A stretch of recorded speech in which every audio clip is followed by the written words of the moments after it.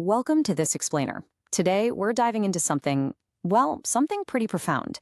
We're looking at a fascinating psychological framework from a text called The Eloquence of Silent Insight. If you've ever felt like the absolute quietest person in a loud room, or maybe you've noticed that as you get older, you just don't feel the need to talk as much, well, you're in exactly the right place. We're going to explore the hidden, and honestly, totally misunderstood, power of silence.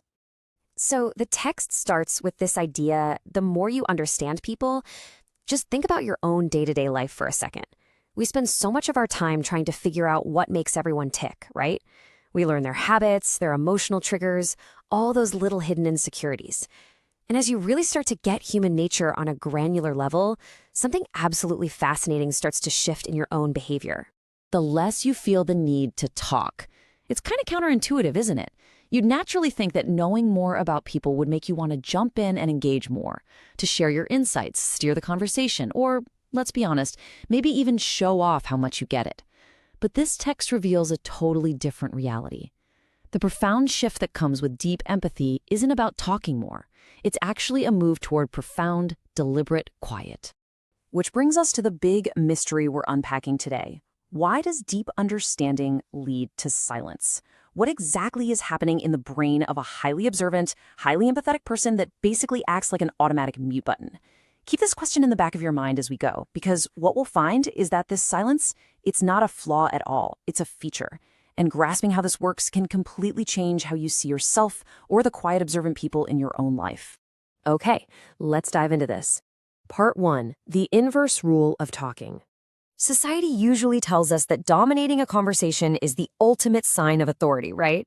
But our source material throws a wrench in that with this observation, because you already know how most conversations will go. Just think about the sheer mental exhaustion packed into that sentence. If you're a really perceptive person, you eventually just start recognizing the scripts everyone is running. The polite small talk, the totally predictable complaints, the subtle little ego battles. Why waste your energy playing the game when you literally already know the final score? This perfectly illustrates the inverse rule in action. On one side, you have this towering depth of understanding. Your emotional intelligence is just off the charts. But inversely, your need to speak absolutely plummets. As your psychological awareness of a room goes up, your verbal output drops right down. You're not lacking words or thoughts, not at all. You're simply filtering out the unnecessary noise. Part 2, predicting the unspoken. So what's actually happening inside an observant mind in those critical seconds before a conversation even starts? The text breaks down this rapid, three-step internal process. First, you spot intentions early. You're just effortlessly picking up on body language and microexpressions. Second, you predict the reactions, basically running a simulation of the next 5 moves in your head.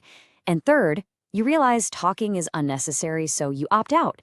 While everyone else is still getting ready to open their mouths, you've already run the whole simulation in milliseconds. Let's isolate that middle step, because it's absolutely crucial. You predict reactions. It's like an intricate game of mental chess. A beginner is only thinking about their very next move, but a grandmaster, they're thinking 10 moves ahead. They anticipate how their opponent will respond to every single scenario. Highly empathetic people are literally conversational grandmasters.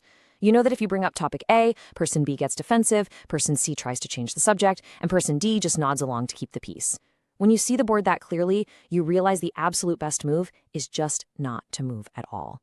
And how do you predict those reactions with such crazy accuracy? Well, it's because you see intentions early. This is the quiet superpower of the silent observer. You don't just hear the surface noise, you read the whole room. You spot the deep insecurity driving a boast or the passive aggression hiding inside a really polite compliment. When the subtext is roaring that much louder than the actual words being spoken, reacting to the surface level stuff just feels totally redundant. Part 3. When words become unnecessary. Up to now, we've talked about this process like it's some rigorous clinical task. But the real beauty here is the emotional shift that follows, a real transition into this genuine, peaceful detachment. And suddenly, talking feels unnecessary. Notice that palpable wave of relief in the word suddenly? It's like carrying around a massive backpack full of social obligations, the need to perform, to debate, to fill awkward silences, and this is the exact moment you just set that heavy backpack down. You're finally free to just witness.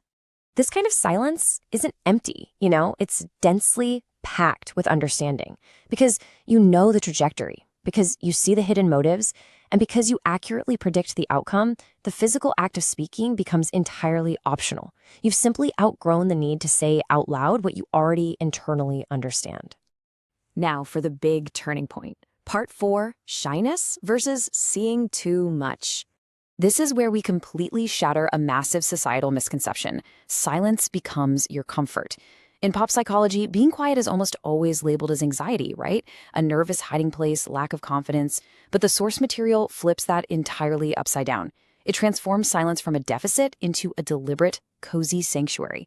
You aren't retreating because you're scared. You're stepping into silence because it's the most truthful place to be when you understand the world that deeply. This right here gets to the absolute heart of the matter. Just look at the stark contrast between society's external assumption and your internal reality. The external assumption is, oh, you're just shy.